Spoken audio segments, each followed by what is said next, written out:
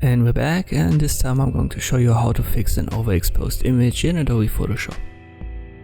So this is the original. You can see, especially in the background, it's strongly exposed and we want to fix that. First step, use an adjustment layer, brightness and contrast. You can use auto, but in general you want to go down with the brightness.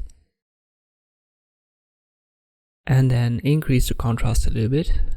Pay attention to the person in the foreground and what happens if you go down with it and upwards. So we want to save some of the details by bringing the contrast upwards. Up to here, that should be fine. That's basically it. The rest is just detail work.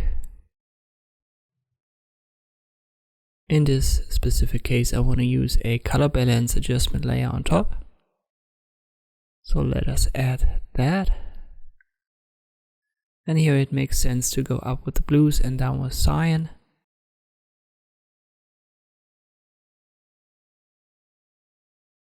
And depending on the feel that you want, you can also play around with magenta and green. I want to have a little bit of magenta in it. So that should be a good result. The last step that we can add is a curves adjustment layer. You can see that the highlights are still too overexposed, so I'll go down with that. And we can bring back some of the exposure, especially in the center position at the bottom where the person is.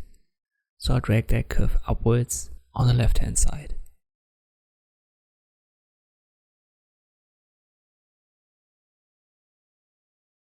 Alright, that is compared to the original, and you can see we were able to save a lot of details in this image. And this is how you can save such an overexposed image. You definitely need the brightness and contrast, and you want to add a curves. And the color balance is just for the taste. It depends on the image that you're using.